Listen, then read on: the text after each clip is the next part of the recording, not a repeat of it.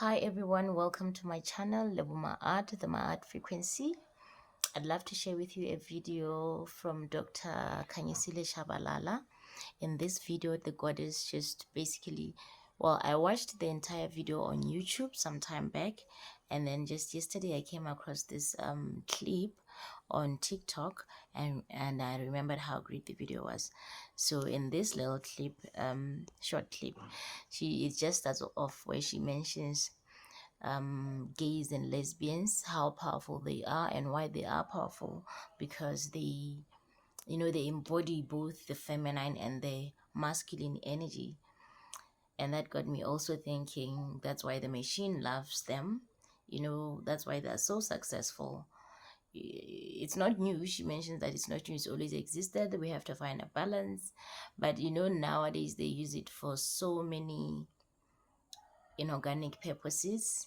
Even for success, other people even have to turn into being gays just to be for the machine.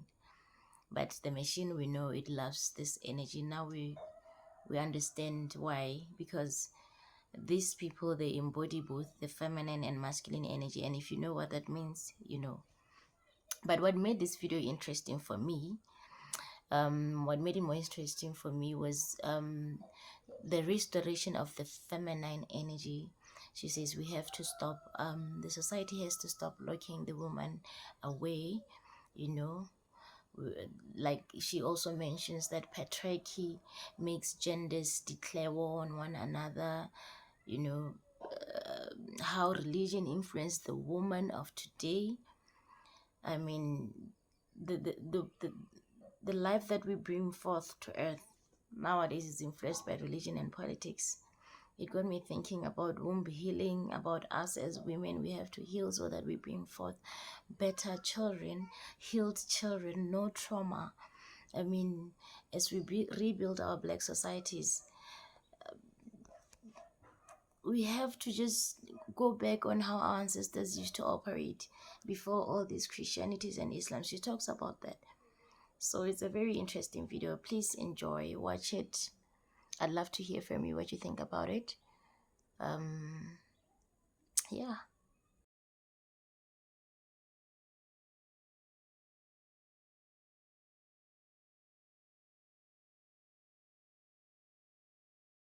When people are gay, and I mean when they are really gay, I don't mean when they are wannabe and are imitating. It's sort of powerful because they embody both. So while they are male in terms of biology, but they also carry a feminine energy in them. So that's very powerful. This balance you were asking about, they bring the balance. Also, if for lesbians who truly are and are not wannabe, so while they are female, they will carry such a male energy with them that they combine the divine. And I think anciently in Africa we understood that. People say, oh, but what did we call them? I don't think it was that necessary for us to label it, because even now, this is not calling, this is labeling. That's not what it's not what you call someone, that's what you label someone. These names are negative, we know. So we never had those negative labels. Why? Because African spirituality and culture provides such a balance. Truly. Okay.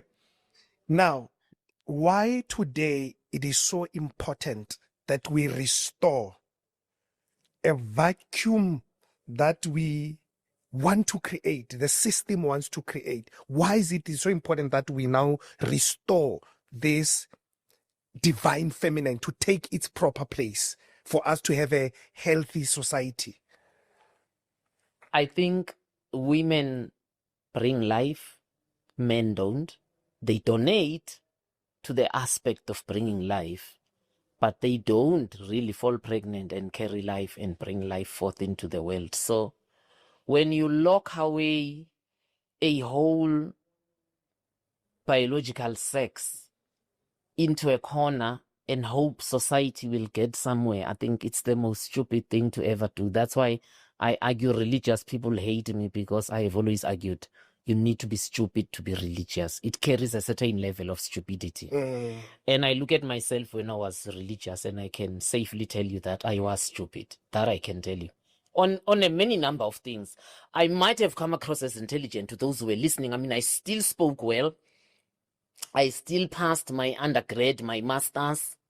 But I think spiritually, I carried a big level of stupidity. Because I thought I knew, but I didn't know, which is what religion makes you do.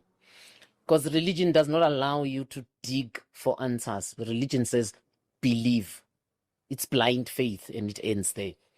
So it's important to restore that divine feminine, because it's stupid to believe you can lock away half of society into a corner and into silence, and society will continue as normal and you will not hit a dead end.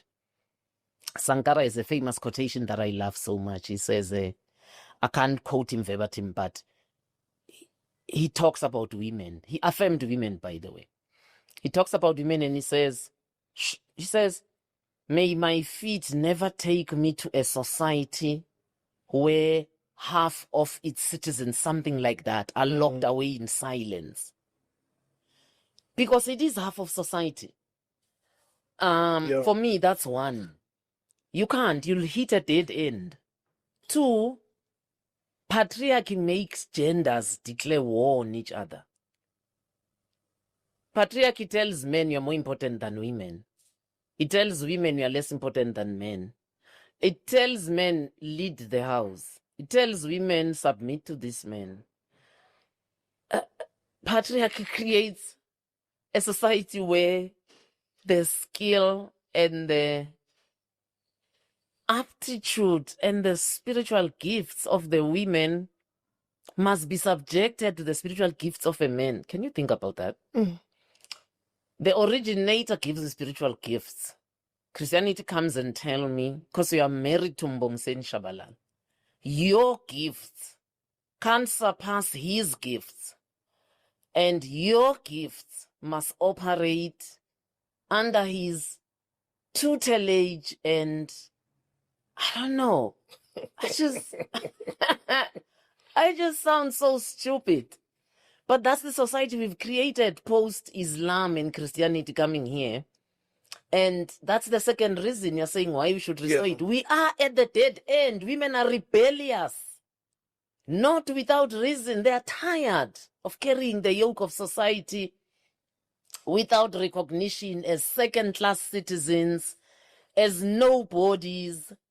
I mean, African women are the breadbasket of Africa. I hope you're aware. When we talk of what they call informal market, and they might detest with a passion, it is women in Africa we farm to export. The people whose food we are eating in this continent are the women who are doing subsistence farming.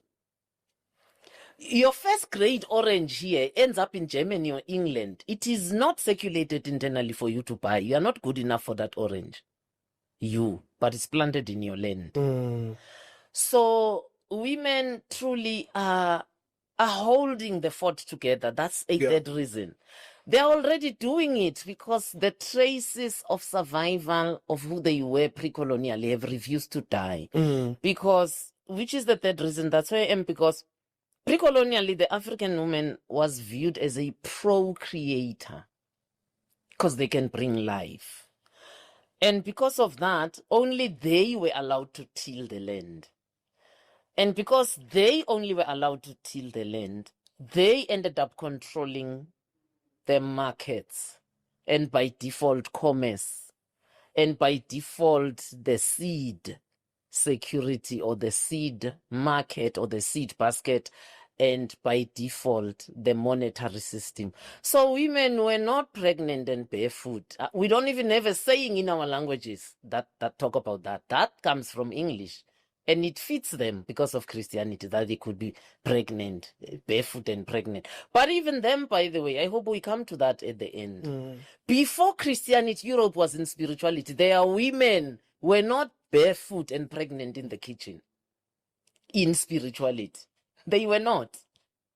So that's reason number 3, that when you lock away procreators, of life into a corner, into a life of bitterness, what life do they bring on earth?